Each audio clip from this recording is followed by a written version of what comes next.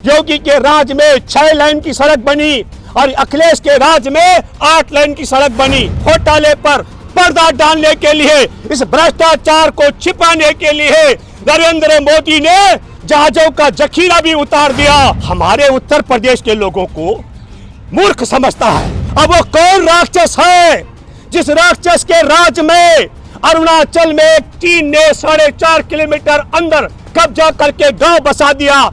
नमस्कार, मैं हूं भूपेंद्र रावत और मैं आज आपके साथ बात करूंगा कि हमारे देश में एक्सप्रेसवे के उद्घाटन पर सड़क पर गाड़ियां नहीं उतारी गई, जहाज उतारे गए।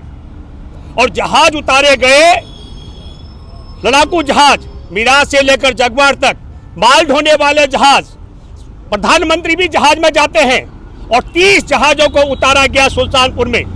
इस पूरे क्रोनोलॉजी को समझना चाहिए।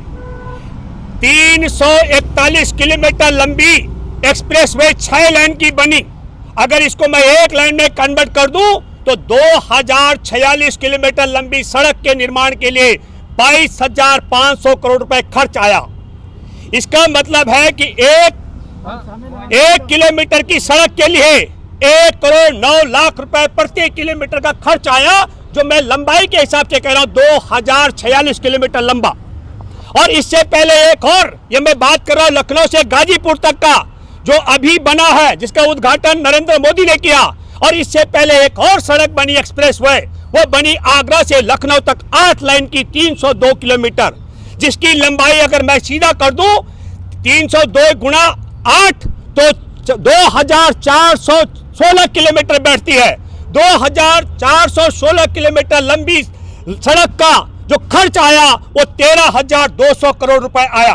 और जब हम दोनों की तुलना करते हैं तो जो अभी योगी के राज में बनी है सड़क, वो 370 किलोमीटर कम बनी है उस हिसाब से, क्योंकि 6 लाइन की है, और वो 9,300 करोड़ रुपए अधिक महंगी बनी है।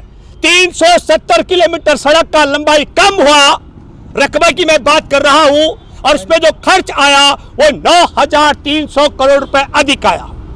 तो 2-3 कारण हो सकते हैं। हवाई जहाज, लड़ाकू जहाजों को सुखोई से लेकर जुगवार तमाम को सड़क पर उतारने का, प्रधानमंत्री का जहाज पर जाने का और सड़क पर योगी आदित्यनाथ को उतारने का।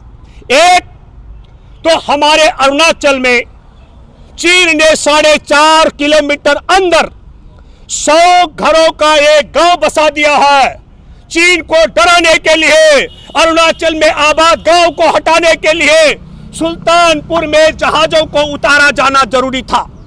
क्या यह संभव हो सकता है कि अरुणाचल में, मेरे प्यारे देशवासियों, अरुणाचल में 100 घरों का गांव चीन बसा दे और सुल्तानपुर में कालनेमी, जहां राक्षस था, एक राक्षस, जब संजीवनी बूटी लेने के लिए हनुमान गए थे, लक्ष्मण घायल हुआ था, राम रावण युद्ध में भरत नहीं था। हमारे देश का फर्जी डिग्री वाले की सरकार में तड़ीपार गृह मंत्री कहता है भरत था, भरत नहीं था, लक्ष्मण था। लक्ष्मण मूर्छित हुआ था। लक्ष्मण को बचाने के लिए संजीवनी बूटी लेकर के हनुमान जब चल रहे थे तो कालनेमी राक्षस ने साधु का भेष धर के राम राम करते हुए विघ्न डालना चाहा हनुमान को रोकने के लिए, जिसका हनुमान ने वध किया कालनेमी राक्षस का। अब वो कौन राक्षस है जिस राक्षस के राज में अरुणाचल में चीन ने 4.5 किलोमीटर अंदर कब्जा करके गांव बसा दिया, और वो राक्षस राष्ट्र की बात करता है, राष्ट्रभक्ति की बात करता है, राष्ट्र शक्ति की बात करता है। ये आपको मैं बताना चाहता हूं।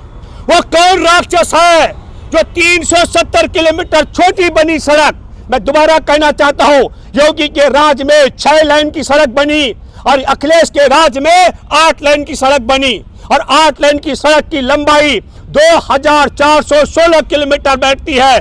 302 किलोमीटर को 8 से गुणा करने पर 2,416 किलोमीटर बैठता है। और 341 किलोमीटर को 6 लाइन की सड़क, इसको 6 से गुणा करने पर 2,046 किलोमीटर बैठता है। 2,046 किलोमीटर की सड़क बनाने के लिए 22,500 करोड़ रुपए का खर्चा, और 2,416 किलोमीटर सड़क बनाने के लिए 13,200 करोड़ रुपए का खर्चा।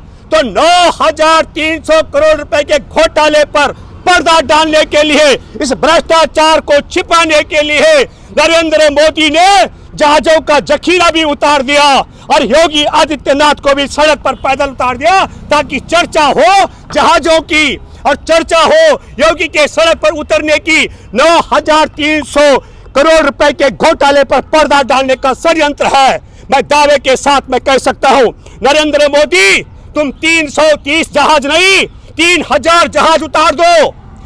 सुल्तानपुर की सड़क पर चीन का बाल बांका नहीं हो सकता है।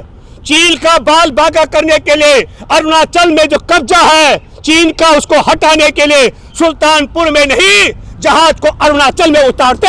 हम मानते शेर का बच्चा है या कायर की औलाद है। मैं इसलिए कहना चाहता हूं कि जिस तरीके से हनुमान को रोकने के लिए साधु के भेष में काल नेमी राक्षस राम राम जप रहा था, उसी तरीके से अखंड भारत, शक्ति भारत, एक भारत, सशक्त भारत का नारा ये अंग्रेजों का मुखबिरी करने वालों के गिरोह का वारिस और चीन का दलाल है। हमारे उत्तर प्रदेश के लोगों को मूर्ख समझता है। 9,300